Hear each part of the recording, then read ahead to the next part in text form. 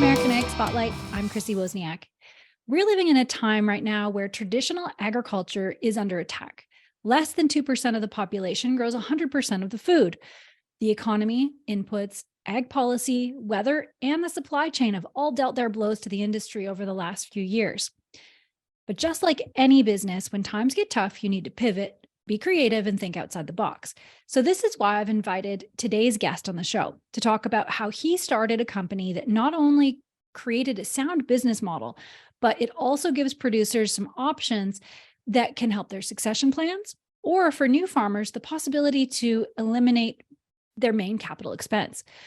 From Nashville, Tennessee, I'd like to welcome founding member of LandFund Partners, who now owns over 35,000 acres across the Mississippi River Valley, President and COO, Chris Morris. Thank you, Chris, so much for being here, and thank you for your time.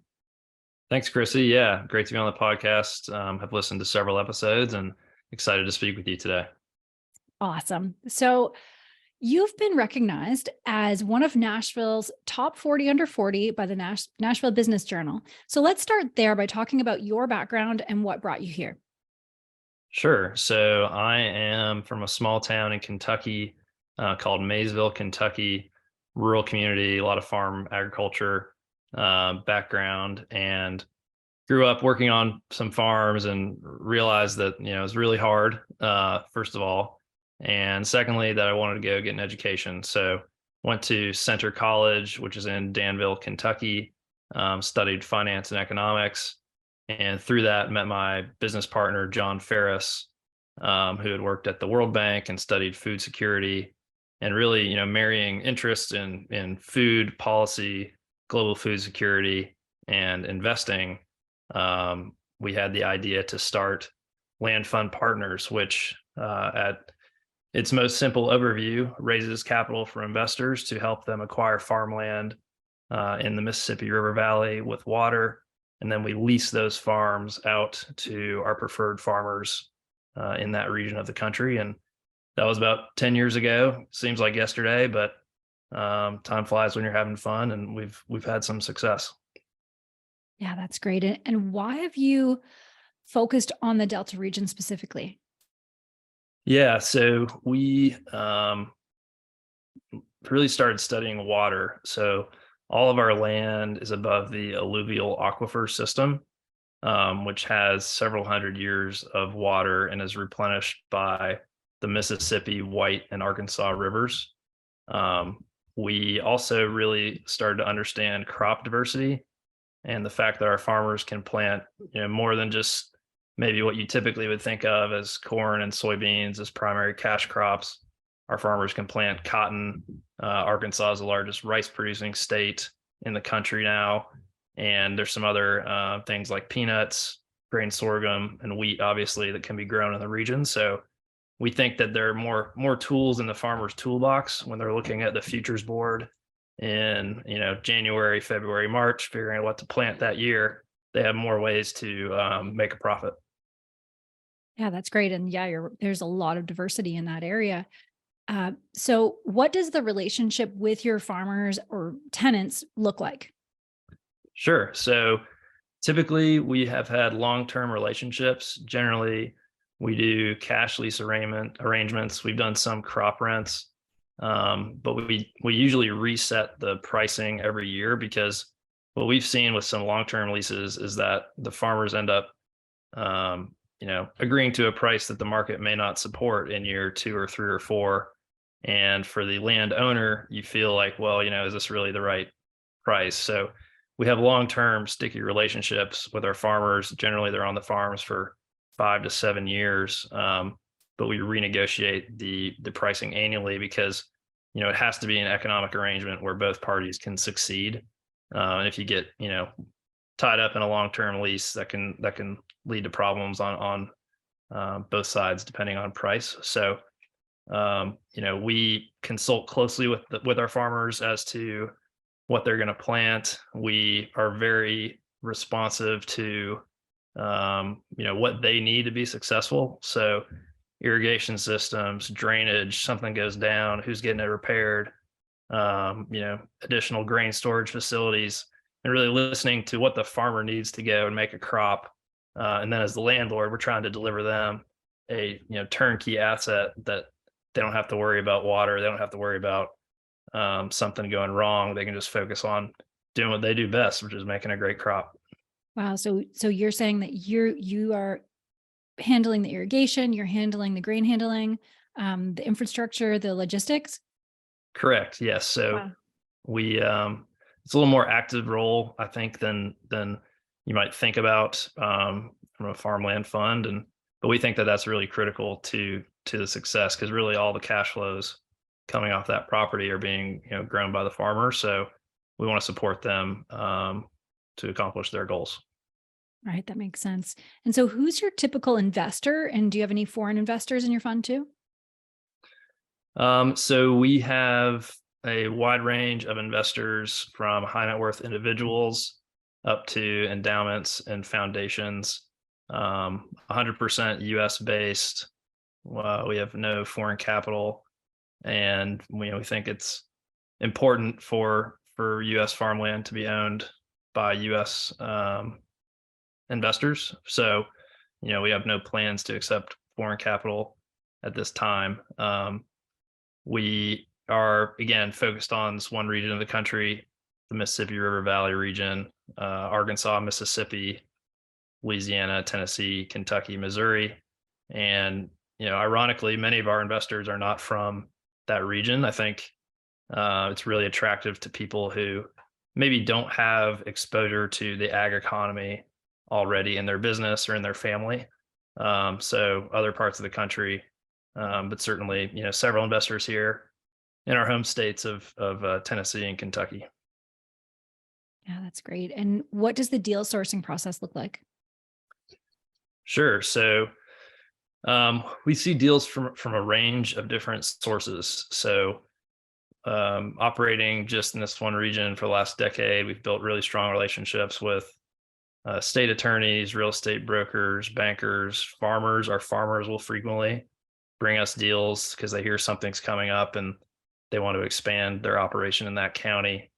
And then our team, boots on the ground team from the area, lived there their whole life. So we get a lot, kind of through the grapevine, and at the local diner, we'll hear some things and pick up deals that way. And increasingly over the last 3 or 4 years, more and more of our deals have actually been direct with owner operators. So as you and your listeners are well aware, the age of the average US farmer is approaching 60 years old. And there are many people that have all their equity tied up in the land, and there aren't as many people staying on the farm. So, it's a chance for the investors to own a great farm, for the seller to get liquid, and they can settle their estate, do what they need to do from a tax planning perspective. And then we'll do a sale leaseback with them, so they can actually stay on the farm and continue to farm it, for a predetermined period of time with that transaction. So we've seen more and more deals actually happen that way. Good. And you mentioned boots on the ground. Does LandFund have boots on the ground team members? Yes, we do. So our staff is based here in Nashville, but we also have an office down in Little Rock, Arkansas. All right, great. And good land stewardship is obviously one of the most important roles for a producer. So can you describe some of the regenerative farming practices that your farmers are using? Sure. So our farmers and LandFund, really, we've committed to trying to use as many regenerative practices as possible. We really got turned on to this idea 3 or 4 years ago, partly due to meeting a local farmer who had been doing these regenerative practices, and he was seeing outsized yield growth. And frankly, I drove by his farm last week, and the soil looks black. I mean, it's really impressive. I think there's something real to it. It takes a while for those benefits to play out, but we've already started doing some things like cover cropping, reduced no tillage where we can, and then reduce nitrogen applications as well. So, it doesn't fit for every single farm. And if you get a wet fall and you got a tractor in there and it gets rutted up, I mean, you're going to have to go till that next year, right? But on the whole, trying to do things that maintain and improve soil health has been a big part of our mission. And our farmers, stewardship, to your point, I mean, farmers care about the land more than anyone. It's a very intimate relationship, and I think we want to support them doing these things. So we're trying to help them make sure they're navigating the government programs correctly. There's a lot of money coming through this, coming through the pipes under this administration that maybe has a more of a climate focus, but certainly there's capital out there that farmers can get to support their cover cropping efforts and other environmental practices. Yeah, that's it. And something we talked about last time we spoke was this idea of one size fits all. Like you just said, it doesn't apply to farming. There can be cover crops in one area and not the other. And how do you go about deciding what goes where? You have over 35,000 acres. That's a lot of land you're covering. So what's part of that decision-making process? Sure. Well, I mean, really, we're relying on the farmers. It's not, it's not a mandatory thing. We're not telling a farmer, oh, you have to go plant a cover crop here, right? It's very much a back and forth conversation as to let's do these things where we can, where it makes sense. You can't be ideologically, blinded either direction. I mean, farmers have an incredibly hard job. It's a really tough business with, hundreds of variables. So we're more just having a long-term commitment to doing this on all of our properties. And we think that, again, the benefits in terms of crop yield growth over time, the benefits of saving on input costs, we've seen that as, if you're not planting into hard pan where it's been fallow all winter and there's been a cover crop growing, it's actually saving our farmers a trip when they go to plant. They don't have to spend that diesel to go till, once or twice. So we're seeing some promising signs already, but really it's up to the farmers to figure out where it makes sense. Yeah, those are excellent points. And changing gears a little bit, something that really stands out to me here with your company is that it can provide an option to farmers who don't have kids that are interested in taking over the farm. I'm seeing so many producers selling their land into conservation easements because they don't feel like there's any other option. The problem is that once farmland gets into this designation, it's also almost impossible to get it out again, meaning that precious acres are lost forever. So I think that you have come up with a good alternative. So tell me about the sales process and what the deal looks like from the farmer's perspective. Sure. So with regard to owner operators, or really even second or third generation landowners that are currently leasing out the asset but don't really know how to manage it, maybe don't have the farm expertise, there's something called a 721 exchange. And your listeners are probably all familiar with a 1031 exchange. It's a similar type of mechanism. And I'll preface this by saying that I'm not an accountant, I'm not a lawyer, I'm not a tax person, so certainly not tax advice. But the 721 exchange allows a farmer or a landowner to contribute an asset into a limited partnership in exchange for units in that limited partnership. So it's a way to get liquid, and it's a tax deferred transaction. So if you do this contribution, it's not taxed at that time of the transaction. There may be some, depending on the debt on the property and the basis, and again, very sort of technical tax issues.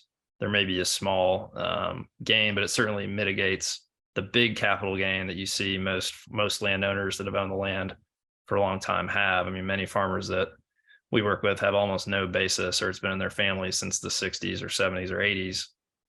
But now it's worth a tremendous amount of money.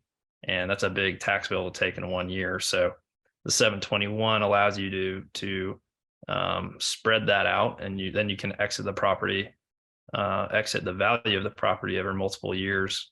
It helps if you have heirs, you can more effectively split up the ownership. It's really sad, and again, I'm preaching to the choir here, but a lot of the transactions we see come out of family issues, family disputes, deaths, divorces, et cetera. And it's unfortunate to see family members, get into fights over things like breaking up the farm and money. So it's just another way that may be a little cleaner and easier to handle some of those other factors that come with selling the farm. Yeah, that's it. It's definitely not something a lot of families want to talk about, but it happens. It's happening. And something to consider is that whether this administration or a future administration could eliminate the stepped-up basis, and then you're going to need to find different ideas like this to be able to, not get taxed out of business, right? Yeah, and I think, consult your tax advisor, consult your attorneys. Most farmers that we work with are on top of all this stuff, but certainly just another option for farm families to have in their toolbox and to consider. Yeah, for sure. And what advice do you have for producers across North America this growing season? Wow, that's a tough question. Keep hedging. Yeah. It's We can't all just buy a crystal ball, you mean? And yeah, no, happen?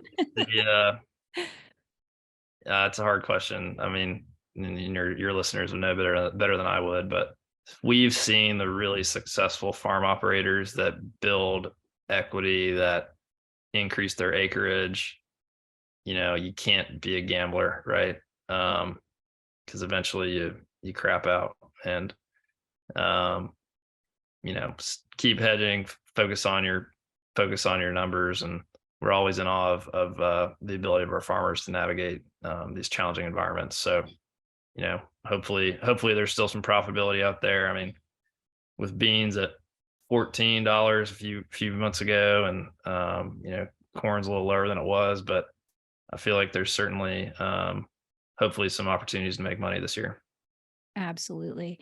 Now, one last question for you. Why do you personally serve the ag industry, and what's your greatest passion in all of it?